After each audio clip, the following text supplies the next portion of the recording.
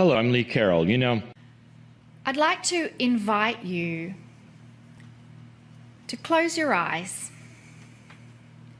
and take a moment to settle into a slow and steady breathing. Breathing in and out from your heart. And allow each breath to nourish your heart. And as you feel your heart being nourished, send out a ripple of love to your brain and acknowledge the logic and intellect that we use, and allow a ripple to travel from your brain to your heart, because it is your heart that provides you with wisdom and guidance, and it is always ready to connect with you. And with this connection between the heart, the brain, and the pineal, we create a coherence, a field around us that lets us receive intuition, messages, answers, solutions. And from this space, let us now welcome the loving guidance, wisdom, and messages from Adironda and Kryon. So it is good day to you, huh? Oh, so very good to see your light, your brightness, your divine presence. We see that you're filling up this room with your light. With that energy, know that everything that is happening is in divine order. We understand right now things are feeling a bit like the vessel Maryland's jacket pattern. Woo, woo, woo, woo. So you're watching it and you're saying, oh, I'm getting sleepy, I'm getting sleepy. But in that capacity, that is the frequency of the world right now. The frequency of the world as is in maintaining that energy of up and down and moving right, left, up, down, right, left, up, down. You don't know which way to turn your face or which way to turn your back. So take a deep breath, dearest beings of light. We must ask you to always remember that divine order is in process. And as you are acknowledging that, we know we've been talking about this for many years. But as you are acknowledging that, you get to see what part you indeed are playing. Because the earth right now is a bit like this bottle of water. Oh, you cannot see it because it is blue water. But when you shake a bottle of water, the water bubbles and moves around and then eventually settles back into its space. Huh? So as it settles back into its space, what you are acknowledging, what you are seeing are the bubbles disintegrating and coming back into a place of levelness. Now, it is not like when you shake up a bottle of soda, because that is a man-made device that carbonates all over everything when you pop the lid. But water, as the earth, and the earth is made up of water and rocks and earth, no carbonation necessarily there. But so when it is rearranging itself, it is coming into that place of peace. We asked our vessel Marilyn to draw a card this morning from the affirmations from your soul from Kryon. You don't have that, you need to get it. So with that energy, we asked her to draw this card for you. And she thought, well, this is appropriate. I wonder what this is going to have to do with our message, huh? Take a deep breath, dearest.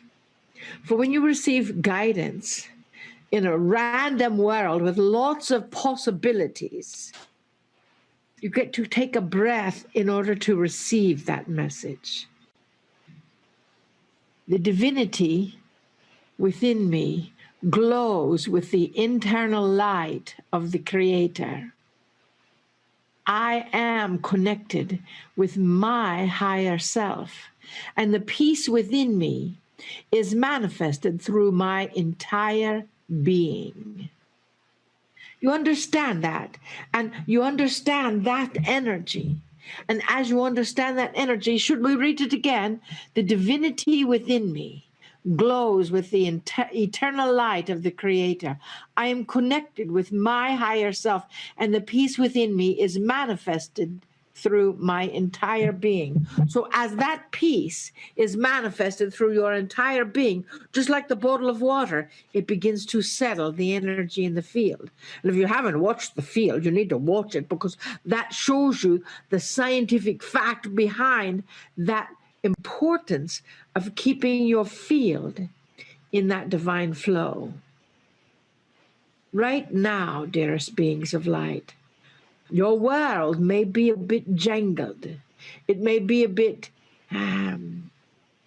fruit basket upset feeling, or like someone has just pulled the tablecloth out and all the things are going up and down and not knowing which way they're going to land. Well, dearest beings of light, this is the earth you're living on. And the promise of God, or source if you prefer, is that divine order is always in process. So no matter what else is happening, even if you have a Fujimoto thing going on in the Gulf Coast and all the hurricanes are meeting there together to talk and communicate their energy, or as you say, the asteroid is coming into right before the election and it may hit the earth right before the election, and how many people are predicting some disastrous thing to happen in the next few months, huh? Even the astrology is predicting that, as Michelle, dearest being of light, will tell you a bit later. Take a deep breath, dearest. You are living your purpose as you are in assistance to this planet's evolution. You are living your beingness. And as you are acknowledging that, you are a part of that divine order that is indeed in process. Take a deep breath on that one. You are a part of something much, much larger. You are a part of a frequency that, even though it is shaken up a bit and the bubbles are going all around trying to find their place of uniting, the energy is going to be settling in the next few months. So how would you like it to settle? As a light plurker, play plus work equals plurk, as a light plurker, you can get whatever you ask for. We actually had to remind our vessel Marilyn of that. She does not want me to tell you the story. But that never stopped us. So what we, as she was writing in her journal today, she was writing about all the things she did not care for happening right now in her life, because all this health things and all that thing and all that other thing and all that other energy. And we had to say, stop. Stop it. That is the quote. Stop it. What are you grateful for? Huh?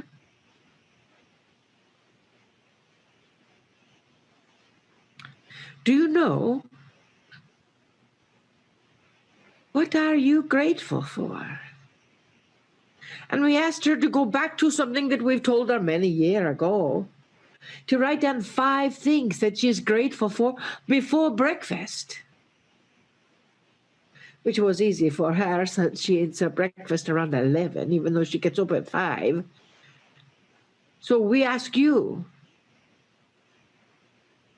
a part of your purpose in this world is to share your gratitude.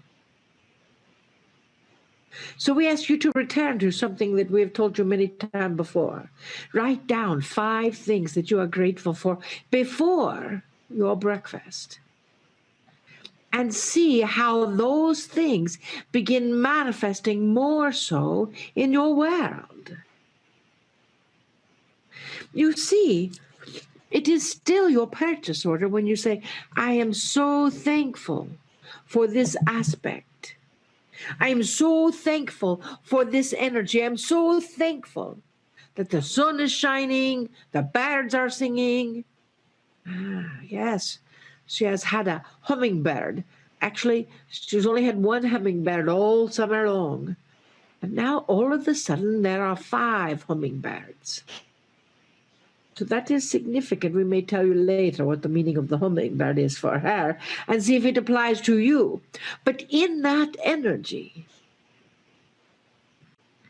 we ask you to look for the signs of positivity in your world.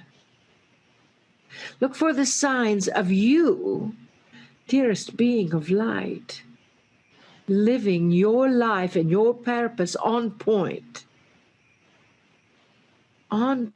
to recreate that bliss that you were here to experience, that you are here to experience, and to know, dearest being of light, that the planet is supporting you. The Ascended Masters are supporting you. Kryon, our dear friend, is supporting you. We are support. With all that support, how can you feel unsupported? So, dearest beings of light, we simply ask you to take a deep breath, get over yourself, get over all those complaint factors, because we don't think that's really what you want more of. And think that every single time you shake up your bottle of water, as it settles, that is a metaphor for the planet settling. Now we see hundreds of people around the planet shaking their bottle of water and looking at it. Good. Because what that happens is it goes into your soul. It goes into the fact that you are the divine creator. Huh? You are that essence. So no matter whether there's typhoons or hurricanes meeting and having fun in the Gulf of Mexico, or whether there's an asteroid coming to the planet before the election, or no matter what, all is worthy and right with your soul. All is working in that capacity of the next connected step for humanity. So what is your purpose and part to play there? That is what we ask you. We will talk more about that a bit later. But for now, we love you so much. For we see you all around the world shaking your bottles of water and watching it come back into a place of stillness and love. We see you. We know you. And we bid you namaste. Namaste.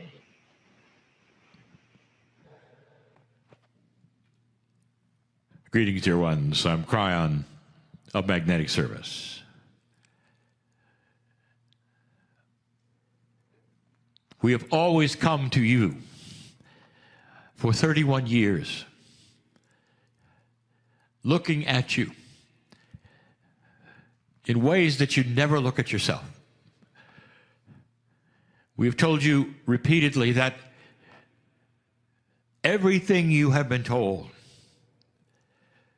about that which is the creative source, about God, about spirit, no matter what you want to call it, everything you've been told is only a fraction of the grandness that truly is there.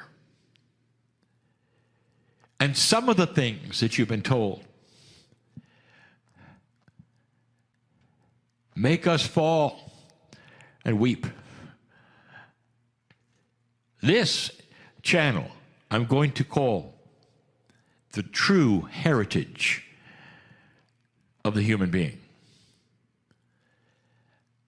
I'm not going to talk about your lineage, that's later, but your heritage.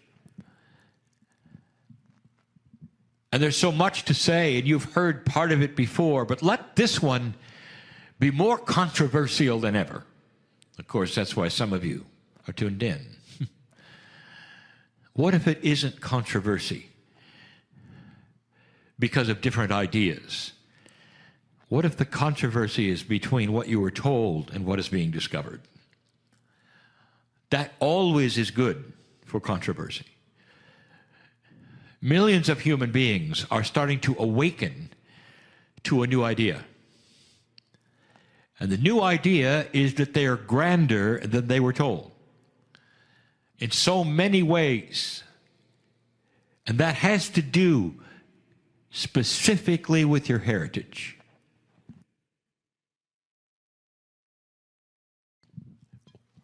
Where'd you come from? What happened when you got here? What's going on right now? The stories you're told about all of these things, dear ones, are stories that are not reflective of the grandness, the love, the benevolence, the compassion of your soul, of who you are, of the name that you have in light on the other side of the veil. It's not reflective of the grand party that you will receive upon the death of your corporeal self, where your soul soars into that area where is home, where you belong, and where you came from. Where all the ideas of made in his image start to manifest as truth. Your lineage is one thing. Your heritage is divine. There's a difference. Your lineage is from the stars. Your heritage is divine. There is such a dysfunctional story that you have been told. It creates a picture of the greatest love in the universe doing something that is more dysfunctional than a human father would do. And yet that's the story that you now cling to. This is where the controversy comes. It always does. Love is love, dear ones. It's the same thing that you have for one another that is so precious and so perfect. The love that you would have for God, so precious, so perfect. And we've told you before that you cannot imagine how big love is and how much goes into the creation of the human being. We've told you before that love is the glue between that which is the cells of your body. That's a metaphor that means you can't escape the love that went into making you, to putting you here, to giving you a grand soul. And yet you're told that your heritage is darkness. You've been told you're born into darkness, that you don't even deserve to be here, and somehow you got to claw your way through the mud in order to find some truth. And that truth will be then only from those who have some organizations who wish to give it to you. And that the human being can indeed crawl through that and be worthy then of having the love of God. But up to that point, nothing. You're nothing. You're born into that horribleness, they say. Does that sound right to you? I've said this before. If you are a loving parent, and let's just say you have a big family, and you see these brothers and these sisters, and you love them dearly, and you see all that is here with your family. You know how much you love your sons and your daughters, and those who are there, your children. There's no grander love than the parent for the child. And let's say that one of them does not behave. And you say, well, therefore, because one of them did not behave, all of them will be punished. And if the rest of them go, well, wait a minute, we didn't do that, and say, it doesn't matter, one of you did. Therefore, you're all doomed. How does that sound? Parent. And you'd say, well, that's not the way parenting works, and that we love our children. And you're right. That would be one of the most dysfunctional things you can imagine. And yet you then place it upon the creator of the universe, the creator of you, the creator of your soul, the one who loves you more than anything. That's the story. I would like to give you a grander truth. Your heritage is divine. You are born magnificent on this planet, and you get free choice to do whatever you wish to with the energy. If you want to go into the dirt, you can. If you want to go into the sky, you can. This is the free choice of your soul on this planet, and is the test, if you want to call it that, that is at hand. Your heritage is grand. Every mother knows this at some level, no matter what you were taught, no matter what your religion. Can you imagine, mother, looking into the eyes of your infant for the first time ever? First time that infant opens its eyes and looks into yours, what do you feel?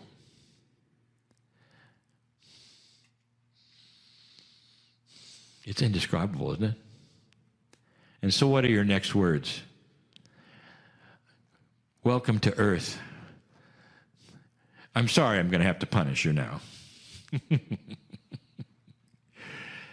That's what you're taught. That, dear ones, is dysfunction. The truth is so much better. You can still experience the love of God in any way that you've been taught that God loves you. But I will tell you, that love is unconditional. Unconditional means you're born magnificent, no matter what anyone else has done in the past. And even that, no matter what you do, it's unconditional.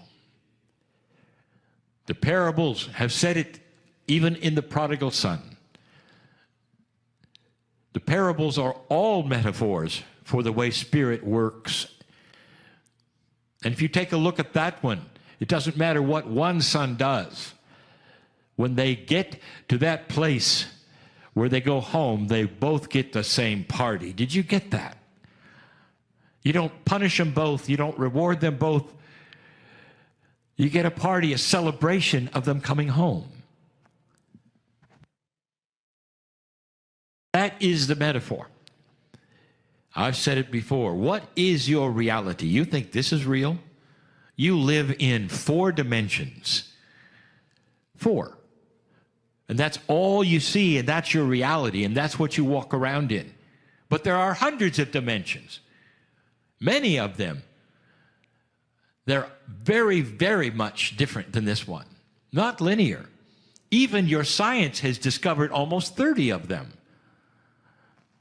What if you suddenly lived in all of them instead of the limited 3 or 4 you're in? What would your reality be then? You could be in several places at the same time, by the way. That's what multidimensional things are and can be. Time changes. All things change. Then what is your reality, dear ones? You think the things that you are walking around in now are real? The things that you've been told are absolute? And even the divine things that you have believed are the way it works? These are all a children's story and experience because you live in only a fraction of the reality of physics, of God. God is the master physicist, creating all these things for you to experience. Your magnificence is that heritage that you have. It's controversial only because in a lower energy, it's all you had to work with, what you were told. You want controversy? Here it comes. What's going on right now, you've expected, and it had a name. You called it the second coming. It is. But it wasn't of a master. It's of the master's attributes. That's the second coming, always a metaphor. When you pass through that marker of 2012, in comes all of the attributes of the masters of this planet, coming in to change that which is your reality and your substance and your awakening to your grandness. All the love and the compassion of that one that you expected coming back to so many of you is here. Can't you feel it? You're sitting around waiting for something linear? You want the skies to part and the angels to pop in? What if that was all a metaphor for the incredible love of the Creator now coming to this planet in a way it never did before? Not really. And you start awakening into that area where you start to realize the love and the benevolence and the compassion, and things start changing. You start not tolerating some of the things you did before, and the darkness starts to go away, and you start changing your minds about your society and what will work and what won't work, and things that should be changed now instead of just saying they're going to be changed and over. That's what's going on if you didn't know it. That's what's happening right now on your planet. Some would say it's an intolerance. It is. Intolerance of the dark things that have been here before this second coming. The coming that you created by passing this marker that all the indigenous knew about. It's a worldwide event. Your heritage, and you're starting to wake up to it. That's why I started the healing circle. To let you see it, to put you in the middle of it, to expose your grandness. And those circles are coming every week, where you can sit there and absorb a new energy coming from a new dimensionality, coming from your earned heritage. Magnificent. You always have been. And it's time to start taking that knowledge and seeing that is the light of the world. It is you awakening to what was taught by the masters and is here to discover. The heritage of the human being is here. And so it is. Hello, I'm Lee Carroll. Greetings, dear ones. I'm Kryon of Magnetic Service.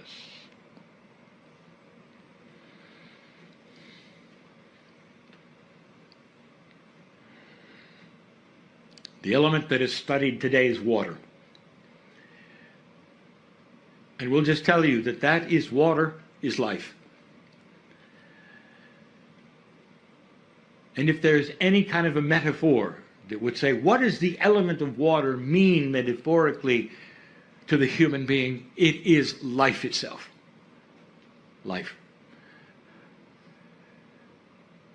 You've had that which is the soul, you've had that which is consciousness, but life, how do you weigh the importance of that element? But beyond that, dear ones, you've already discovered that water in crystallized form will show the effect of love and compassion, consciousness. You already know that. There are those in this room who know about that which is the energies that are esoteric of the human being. Energies that were known from the ancients and processes that are used today, taking advantage of them, that Western medicine is just now discovering. So you also know the power of consciousness and how it changes the energies, how energies can be then altered by the way a human being thinks about themselves. There are those who use energy work who have discovered a long time ago that there are human beings who can sit and endure it and have no change, and then there are human beings who can sit and accept it and embrace it that will be healed. So what does that tell you about the meridians? Do they just sit there and do their thing, or are they like antennas that pick up the intent and the consciousness of the human being, amplify it, and go into the places that are designed for them to go into, and affect that which is at the cellular level, life itself, the water? Every process you can think of in this room that you have done or you may be an expert in seems to also know who you are when you do it. It's almost like it tunes in to the human being who is part of it all. If you go away with nothing from this series, I want you to remember this one thing. You are powerful. More than just powerful.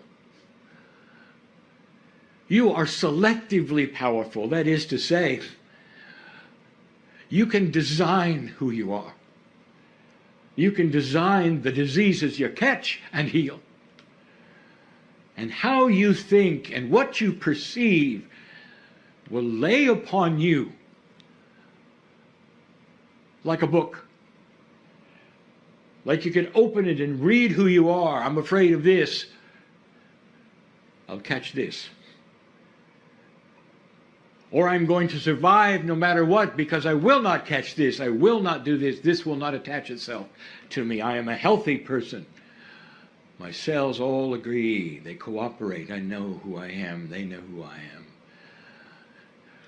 Which book is yours? No time in history is this more prevalent and more exciting than now. More is happening than you know. The shift that you have gone through at 2012 starts to move so many things, and it is incremental. So slow is it you may not even understand that it's moving. You'll have new processes and new ways to measure them. You'll start to see that which is the body's energy itself start to cooperate with the energies of the consciousness of the human being who is using them. You'll start to see something we've told you before, and that is a move away from that which you've had, which you call allopathic. That there will be no more cures as you think of them, but more like healings and reversals as you design them. Instead of taking a pill that then is going to change some chemistry and at the same time perhaps have side effects, there's going to be a purity of consciousness imbued into whatever device you think, if any at all, put inside the human being, esoterically perhaps with consciousness or otherwise, and the body will recognize it. What do you call homeopathy? Is it a pill? No. It's a signal. The difference should be obvious. Homeopathy is not a drug. It's a signal. It's a signal that is designed to talk to that which is your innate. Your body sees the design, the message is complete, and the healing begins. What does the homeopathy tincture carry that is so remarkable? And why would a signal demand the body do something? And the answer is that with the signal, that tells the body what to do, there is the instruction from the boss. That's you, because you are the one who put it under your tongue. And it was your intent imbued upon that which is the tincture. You're the boss talking to yourselves in a way, perhaps, that the ancients always knew about. When you do acupuncture, what are you really doing? Is the energy in the meridians, in the needles, in the esoterics of it? Or is it a signal? Using that which is the energies. And the signal is instructions. I know you're there, this is the meridian, this is what it does, and it comes from the intent of the one that is able to sit through it and say, it is my body, this is what I want. All of these messages being given to the human body, right to the life source, right to the water. What do you know about water? You can restructure it with consciousness. What do you know about the human bonding of the water to life itself? You can change it with consciousness. What have you already discovered through the ancient processes that I've just mentioned? Healing, instructions to the body. I want you to start seeing something, that there are more of these than you know. The affirmations that you're now speaking out loud is part of the issue of bringing it out and letting the ears hear it, let it go into the consciousness and affect who you are. Meditation itself is so strong now because it's the human being with the intent giving instructions, not just energies, not just prayers. Do you see the difference between praying for something and instructing? Is it possible you can instruct the planet? Is it possible you can instruct yourselves? With all of this, do you think perhaps you could increase your lifespan? Stop aging to the degree that you are. A body ages because it doesn't have instructions. Are you listening to me? The body ages because it does not have instructions. You'll say, this is silly. The body ages naturally because of the way it rejuvenates or does not, because of the telomeres shortening, because of this and that. And I'll tell you, dear ones, it will do what it does if you just sit there and watch it. And that's the default of the way a body works without instructions. But when you start instructing it, then you give it the blueprint of how it reproduces and how it regenerates and how it chases away the inappropriate things. I'm telling you, you're in control. No more than any time in history, you are in control now. It's a greater way than you think. There's more going to be given. But I'll tell you this, I want you to look to the ancients and your ancestors. They had things that you've thrown away. Wisdom that you do not necessarily want to look up and read. Ways of getting along. Old adages and sayings that are so profound that you've cast away on the floor. Ceremonies that worked because the ones who did the ceremony were of like mind and understood what they were doing. Kryon, are you saying we should do ceremony? Yes, you should do it in your own way, in a modern way perhaps, maybe even at the office. Do you think something like that is possible? And the answer is yes. When human beings discover something that works, they'll do it and ask questions later. This is what's happening. This is what's going on. Compassion in the workplace. This is what's going on in so many places around this planet that is unreported, that you don't know about. It will be years before the news will ever pick that story up. Not enough drama, you'd say. And yet it is the most dramatic thing that's happening on this planet. And it will eventually create compassion and peace where there wasn't peace, negotiation between countries that looks far different than it ever did before. That's coming. And for now, we say to you, dear ones, that you are needed to remain peaceful for what you see, to be better knowing and have better knowingness and consciousness and things that would frighten other people, and you know better. And you would say, this is not what it seems. Be peaceful. For your balance will then affect the others around you. And then in the end, they will come to you and say, you were right. Perhaps I should listen more. Perhaps I should look up that which is my ancestry and listen to them more. Perhaps I had to research what they believed and listen to that more. That's enough for now.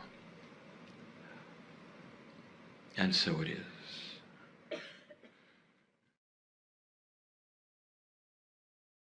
Of magnetic service. You study air, the fourth element. Here's another element which seems to be invisible.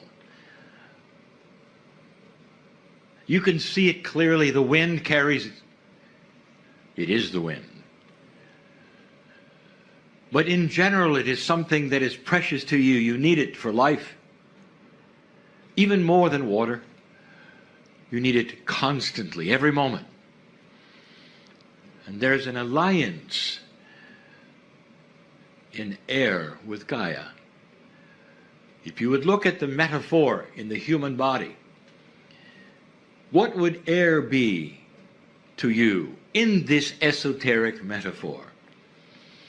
Let's call it your silent life friend. Something that is invisible, something you take for granted, something you need every moment of every day. And when it's gone, you're aware of it. And you cannot survive. My partner today speaks of things that are hidden. They are hidden in history. And the more you learn about them, the more you know about the magnificence of not only yourselves, but of your ancestry. We told you that on this planet today,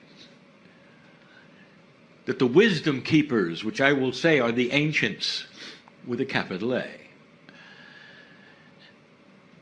they have that which is missing in the Western world. They carry the wisdom from the past. And the indigenous know it. And that is why the indigenous honor the ancestors, listen to the ancestors, and have stories passed down from them that they continue to teach to their children. It's a wise culture that will take the ancients and make it a part of the teaching of the little ones. And that is not what you've done. What if you could extend this? Who were the ancients before the ancients?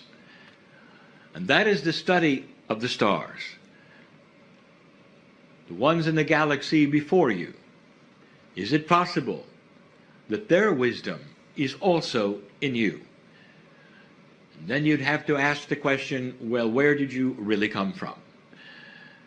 Is it possible that you, as a human soul, are an extension of what has been before Earth had life? And if that's the case, do you have wisdom beyond the planet that you could pull in and help what's going on now? That invisible friend called air is the ancient wisdom you carry. What if you could pull upon this right now? I would like to tell you something, dear ones. Many in this room have. The ones listening to this in the future will begin this. The very wisdom that I am talking about, this invisible friend you have, is yourself in your own Akash.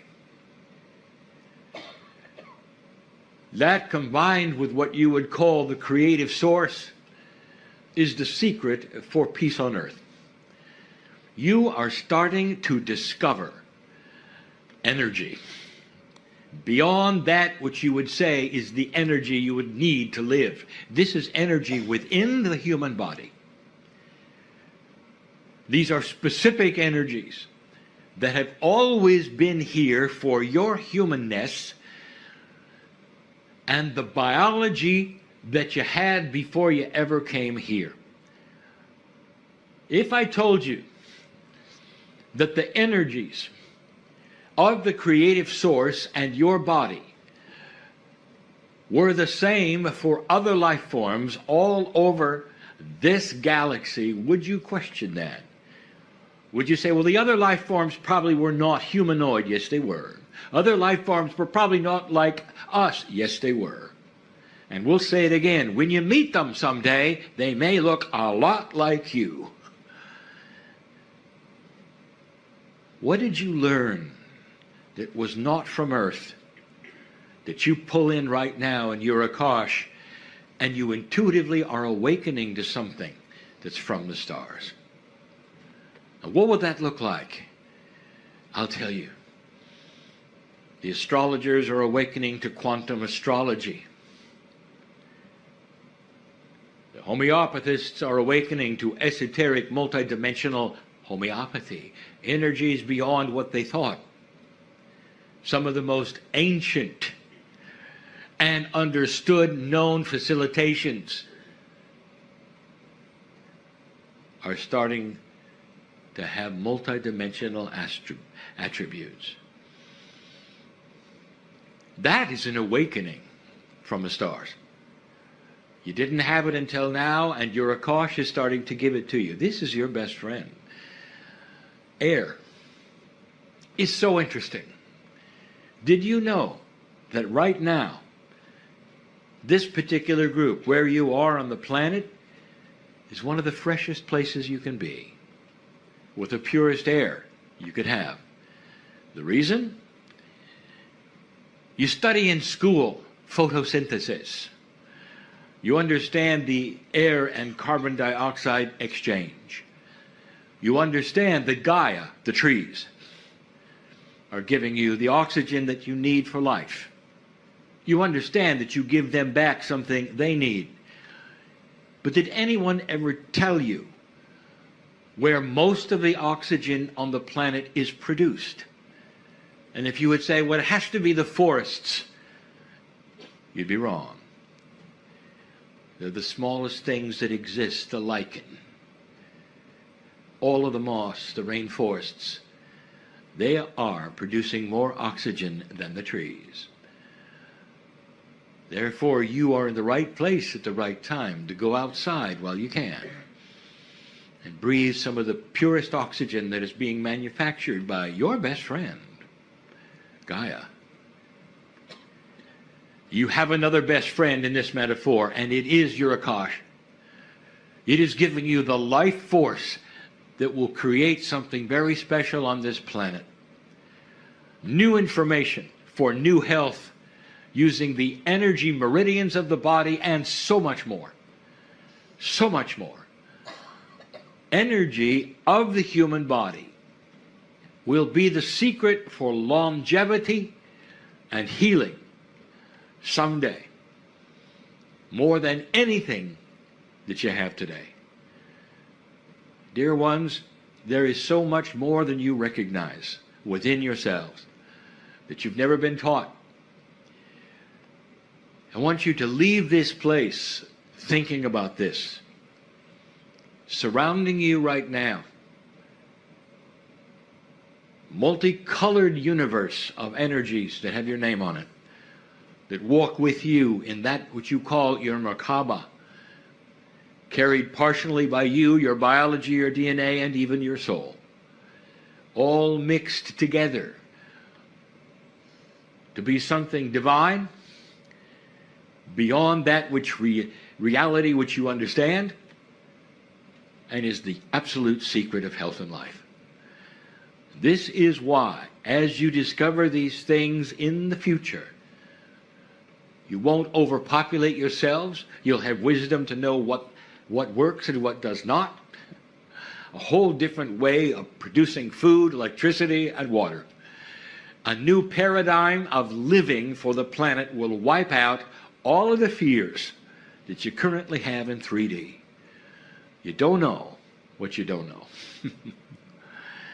If you can hold this vision and think positively, this positive feeling will carry over even into your next life. And when you're born, your Akash will ring with it, that there's hope, you're here for a reason, and you don't have to suffer.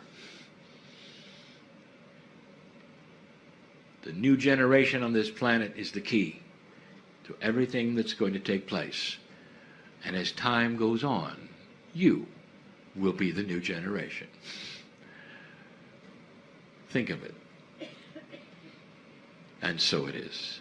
Hi, everybody. Thanks for watching this. I wanted to tell you this is a little time sensitive. Greetings, dear ones. I'm Kryon of Magnetic Service. I state things that I have stated before for the new ones. In an older energy, channeling looked different. And the reason is because it was an older energy. There was a lot more things to slog through for a human to come to a place where literally they could reflect to the other side of the veil, step away, step aside, and get a pure message. Sometimes it took a long time, an adjustment, literally, of the biology to get to a place where there was a pure meditative state, special breathing. And what you see now is instant. And the answer to why would that be is multifold. It depends upon the individual, but the reason is because there is no more black and white, they and them and you and you. It's a meld. I asked my partner years ago if he was ready for the next step, and he said yes, and this step was the meld. I told him he was playing church with Kryon, and he asked me, what was that? And I told him it's where you report to the chair and you dress different. And in comes the Kryon. And when it's over, you get out of the chair and change your clothes. And he never thought of that. And I said, perhaps it's time to carry that which is both of us with you all your life. And that's what you see today. And it doesn't stop there. When we've told you anyone can channel, this is the meld we speak of, starting with an intuitive feeling and graduating to conversation. It's the meld of God inside and the human being. The basic element of the creation story is still with you, God inside. I want to go through a lineage of some questions, not many. Questions that we have talked about before, but not in 2018. So this will be the first time we have taken these questions and elaborated on them for this year. But unlike some of the other years where we talk about these questions, the answers will reflect something totally different. There is a new paradigm before you. Even within the questions you ask in the chair is the revelation of a bias. And the bias is of an older energy where you truly don't yet understand where it's going, where you've gone, Well, what is next?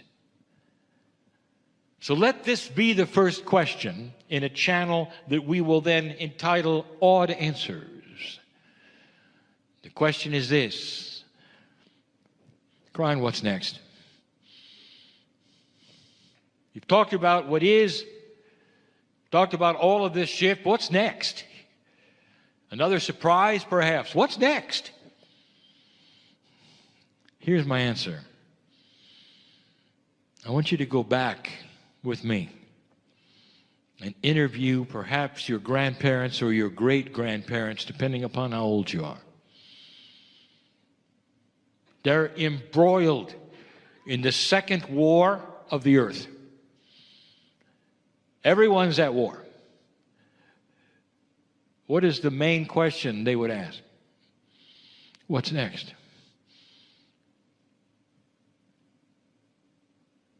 Go to the ones at the end of that war. If they survived. And at the very end, when everything is in ruins and shambles and the earth looks like it's headed for who knows what will they ask? What's next? Go 20, 30 years more in the middle of the Cold War, 50,000 nuclear weapons all pointed at one another. And there you are asking, what's next? And here you are asking the same thing. Here's the answer. Stop asking the question. Here's why. The training in the old energy is profound, and you don't even know you've been trained. You fear the future. You don't want unexpected things. If you were one of those young men to join an organization where you camped out a lot, the motto was, be prepared. In that very statement, you have to look at why. Because if you're not, you might perish. If you're not prepared, bad things will happen. It's built in to the human consciousness that around the corner is trouble. Did you ever think this? Did you ever analyze the question, what's next? It's always asked in frustration, always. What if we told you this? What's next? You're going to meet somebody. It's going to change your life. What would you do? I'll tell you what you'd do. You'd mess it up. Too much information. The new human doesn't ask what's next, because that is an old question based in fear. The question now is not a question at all. It's a statement. I'm not afraid of the future. Whatever happens next will be most benevolent for myself. I can hardly wait. I will expect good things because that will reflect my magnificence. That's who you are. Not one who would cower and go, I don't know. What's next? That's an odd answer, isn't it? Get out of that paradigm that asks that question. It's another one that we hear. It's hard to be positive, Kryon, when all around me is turmoil. Bad things. It's hard to be I'm trying my best to think positive, to be positive, all of these things that you've been talking about. But everything I see around me does not enforce that things are getting better. How can I be more positive, Kryon? Well, let's ask the caterpillar. Like we have in so many channels. Here is the caterpillar. It's a worm crawling on the ground. And he begins a process. Much like you. His is much shorter, but much like you. And you start interviewing and you're saying, you know what's ahead? It's going to be a miracle. You won't recognize yourself. You won't even be worm-like. And I won't tell you because you wouldn't believe it. And the caterpillar says, you know, I'm shutting down. I'm about ready to crawl in my coffin, and you're telling me things are going to get really good. And he says, yes, you have no idea what's going to happen. As the caterpillar crawls into what he thinks is his coffin, and it closes. And he goes into that metamorphosis that you are going through. And if you told him that he can leave the ground and fly above the trees and be one of the most beautiful creatures on earth, would he have believed it? Would the worm have believed it as he crawled into this thing that he didn't understand? And the answer is there's no way you'd have ever convinced the worm that he'd be a butterfly. No, you can't think positive in the middle of a turmoil because you're trained that the turmoil means danger and death. Anytime there is changes of this kind, whether it's in your economy or your politics, anything, internationally, anything you see is trouble. That's where you go with it. Anything you see is trouble. Instead of somehow, with an elegance of maturity, and you say, I pull on my Akash to remember something, the prophecies, perhaps on the other planets. This is the beginning of an amazing metamorphosis of humanity. And in this time, it will appear as though there is great death, trouble, inappropriateness, as the darkness tries to take back what is lost. The battle is at hand before the sun comes out. That's the answer. And it's an odd answer of how can I be more positive? Through understanding. Through understanding of what you may be going through. I want to help others. I don't know how am I supposed to help others. Lots have changed here. That's what I want to do with my life. I want to help others. Question 3. Now, this one is going to have the same answer as it always has been. Only it's more profound now than ever before. Ever before. And it involves processes that didn't even exist before 2012. How can you help others? What's the best way? By taking care of yourself. By growing into a compassionate human being that becomes multidimensional, where your very thoughts can posture energy for others across the planet. The teaching of today was about the power of consciousness and how science is now seeing it as a player on the field of physics. Consciousness can change reality. And here you sit asking how you can help others, not understanding that the tool is before you.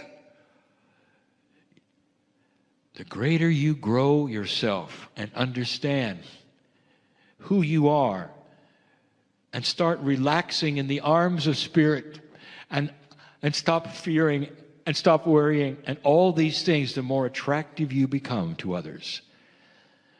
Those next to you in the family will see it and ask about it.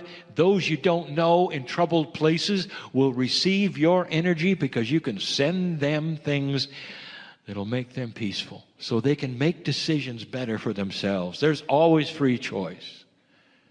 But what you can do is posture the energy around somebody in sorrow so they can understanding that God is there and they're being taken care of, and it's all right to grieve as they are loved instead of being on the edge of life itself. Instead of being despondent, perhaps even suicidal, you can send energy to cocoon them with love, understanding, compassion. And in that cocoon, they will make other decisions that are more reasonable because they'll feel loved, understood, and become more peaceful with who they are and the situation they're in. I hope I gave you that correctly. How can I help others? Take care of yourself. Don't put a name on the others that you want to help. But Kryon, I've got a sister here and a brother here, and I've got this and that. Take care of yourself. They will know it. They will feel it. Your compassion goes everywhere. That's the best answer, and will always be the answer in this, the new energy. Question 4. How can I get out of fear?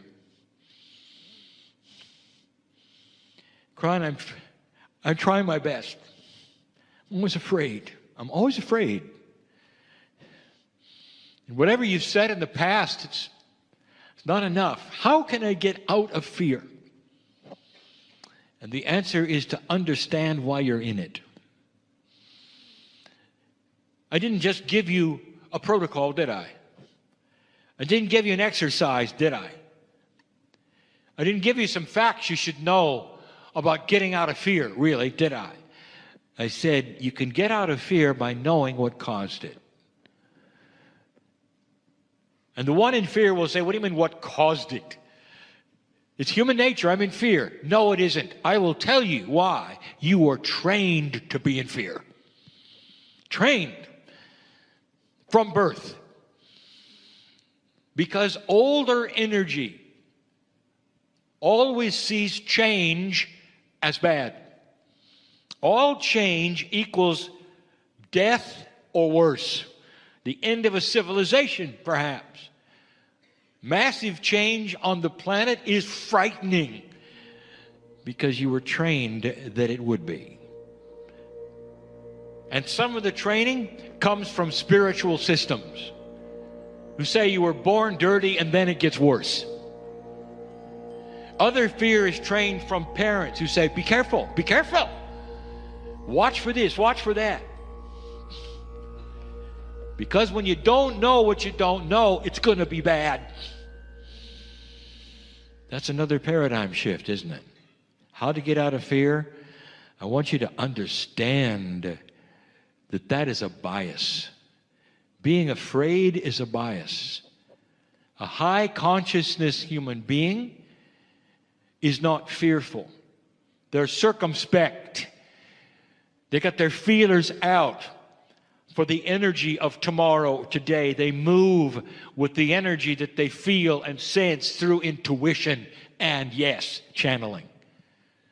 The human being will feature that kind of channeling for themselves, to know where to go, when to go, what it means. And in none of those places will they state, I am afraid, because that comes from biased training. It always says, fear what you don't know. I'll tell you, one of the biggest changes, dear ones, is this. The light that you carry today is like a searchlight. The light that you carry today is like a lighthouse. It's so brilliant, so bright, that when you walk into the dark, there is no darkness. It cannot exist because of you. There is no walking into the darkness when you have a light that's so bright the darkness will flee. You illuminate your path before you. You cannot ask anymore, why do I fear, when you have the light? You can't ask what's around the corner when you can see it. This is a new paradigm.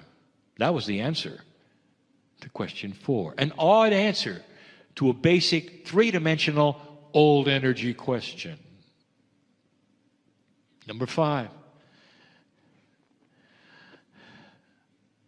When's it going to improve?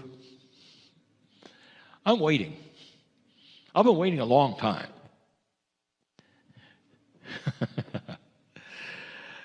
Dear human, it's an odd, very odd situation that humans have.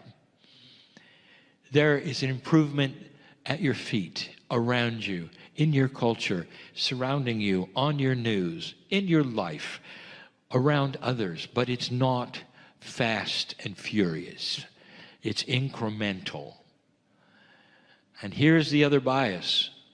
Unless I can see sweeping change, there is no change. You have to wait 50 years and look backward to say, yeah, look, it changed. But instead, what you see on the news, that I said would take place, where integrity is starting to raise its head in dark places. That's Kryon 101. Where systems are starting to change because they care about humanity. That's Kryon 101. That's changing. Amidst all of the destruction, the death, the unbalance that you see, look at what it then pushes, the envelope of integrity starting to move, shift. All of this, you're looking at it. And then you raise your hand and say, well, when's it going to change? Again, the bias is not fast enough, Kryon. That is a human issue, dear ones. You can make these changes as fast as you want, humanity. You are on a fast track and you don't even know it. This is how long it takes cultures to shift and change. I'll make a statement that I haven't made. You're above the curve. Other civilizations, it took a lot longer. You're starting to see it and realize it and move with it. That's scary, because now the change that you see, incremental as it might be, causes other things to move around, and that scares you. When the darkness comes out and rattles its saber at you, what it's saying is this: there's too much light here. If I rattle the saber a little further and harder, it'll make people afraid. It'll stop the light. Well, it didn't, and it hasn't so far. Again, we'll say, 2 steps forward, 1 step backwards. This is learning. Dark and light doesn't then shift automatically into the light, and the earth then is different than it used to be yesterday. It takes a generation, sometimes 2, sometimes 3. But you get to start seeing it, and you are. That was the answer to number 5, which happens to be the numerological equivalent of change.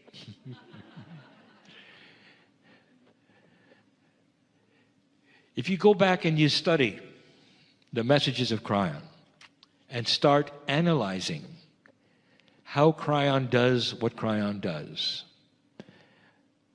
there are discoveries within discoveries. I lay these things out so someday the study will reveal things to you. More than not, when I start giving groups of things, their group of 6 have just revealed a secret. But even that, those who study Kryon have come up with that. The lists often are 6. That is because the 6 often represents harmony, perfectness, that which is God in a human. And it brings us then to the last question, the 6th one. What is a tool we can use today? A tool that perhaps we don't know about. A tool that is new since 2012. A tool of consciousness that can make things happen for ourselves, for others, for the planet, and accelerate the shift into light. So I'll tell you, it's a tool that you don't believe in. It's a tool that is coming. It's a tool that I've talked about before. It's a tool that is unbelievable because of your reality bias when you ask the questions 1 through 5. The tool is this: your consciousness creates reality. And whatever it is that you wish to create is creatable through a consciousness that is pure, compassionate, and expects the benevolence that it deserves. This is so powerful, like never on the planet before, that someday It will be common. As the field starts to show itself more, and the benevolence of a harmonious physics starts to reveal itself more, you'll understand what coherence really is. It's a tool of new consciousness. If you didn't understand what I just said, it's because you don't know it yet. I've just given you something. It's coming. So powerful are you that the elusiveness of the word, even consciousness, can become solidified, understood, workable, and what you think you can create. And because the human being will start to think differently, the creation will be harmony. And eventually, through consciousness, listen, you will create a civilization that will never harm itself. It will be abhorrent. It will not be benevolent. It will not be compassionate. It will be barbaric. And this is the new tool that will create that forced civilization of no more war. And that will be the beginning of a graduate planet. It's not that far away. Kryon, I wish I saw it now. I wish I could see it now. Yes, you do. Dear human being with a soft heart and compassion, love for others, yes, you do. And that is the seed that you're going to plant that's going to create it in others. Don't worry. You'll be here to see it, all of you. Old souls, almost each one, almost. You're coming back. You'll see it. In this graduate time, reincarnation is different. I've told you this. I don't want you to fear it. I don't want you to even think about it. Death has no sting. You'll be back smarter than you were, wiser than you were, healthier than you were, living longer lives. That's in the future. Regardless of what you think is happening on this planet, as the caterpillar climbs into what he thinks is his coffin, the end of everything may just be the beginning of flight, of life, of beauty, of soaring to the clouds. Understand these things this day. You deserve it. It's the magnificence of who you are and God inside. And so it is.